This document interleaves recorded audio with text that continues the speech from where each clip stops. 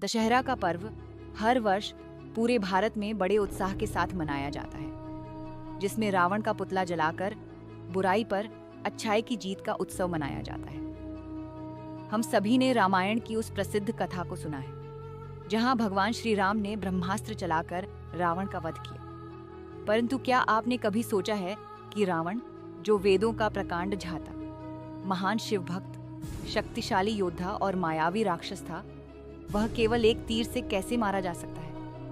क्या यह संभव है कि एक ऐसा योद्धा, जिसने अपने तप से देवताओं को भी भयभीत कर दिया था, वह केवल एक युद्ध में पराजित हो गया? इस रहस्य के पीछे छुपी है एक गूढ़ आध्यात्मिक और नैतिक कथा, जो हमें बताती है कि रावण वास्तव में बाण से नहीं, बल्कि अपने ही संकल्प और धर्म भ्रष्टता से पराजित हुआ। रावण कोई साधारण राक्षस नहीं था, वह ब्रह्मा जी का प्रपौत्र था, और उसने वर्षों की कठिन तपस्या करके शिवजी से वरदान प्राप्त किया था कि देव, दानव, गंधर्व, किन्नर आदि उसे मार नहीं सकते। लेकिन उसने यह वरदान मांगते समय मनुष्यों को तुच्छ समझकर उन्हें अपवाद कर दिया था, और यही उसकी सबसे बड़ी चूक थी। श्री राम ने मनुष्य रूप में अवतरित होकर उसी वरदान के भीतर रहते हुए रावण का अंत किया। लेकिन केवल यही कारण नहीं था रावण के पतन का। रावण ने अपने जीवन में एक अत्यंत महत्वपूर्ण प्रतिज्ञा ली थी कि वह किसी स्त्री का अपमान नहीं करेगा। यह प्रतिज्ञा उसने उस समय ली थी जब उसने एक बार बलपूर्वक एक अप्सरा का हरण करना चाहा था, और उसकी असफलता के बाद उसे यह बोध हुआ कि स्त्री का सम्मान करना ही सच्चा धर्म है। उसने यह प्रण लिया था कि वह कभी किसी नारी को बिना उसकी सहमति के नहीं छोड़ेगा। वर्षों तक उसने इस संकल्प का पालन भी किया, यहाँ तक कि उसकी अपनी पत्नी मंदोदरी भी उसकी नीति और ज्ञान से प्रभावित थी। लेकिन अहंकार जब अपनी चरम सीमा पर पहुंचता है तो बुद्धि भी भ्रमित हो जाती है। जब रावण ने सीता का अपहरण किया, तब उसने अपने ही उस संकल्प का उल्लंघन किया जो उसने धर्म के आधार पर लिया था। वह जानता था कि सीता भगवान राम की पत्नी है, और उनका हरण करना न केवल एक स्त्री का अपमान है, बल्कि एक धर्मनिष्ठ राजा की पत्नी का अपमान भी है।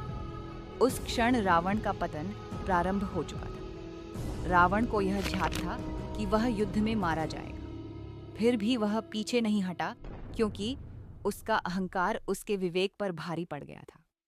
श्री राम के साथ हुए युद्ध में जब लक्ष्मण मूर्छित हो गए और हनुमान संजीवनी बूटी लेकर आए, तब भी रावण ने समझने की चेष्टा नहीं की कि उसका अंत निकट है। लेकिन वह युद्ध के मैदान में श्री राम के हाथों मरा।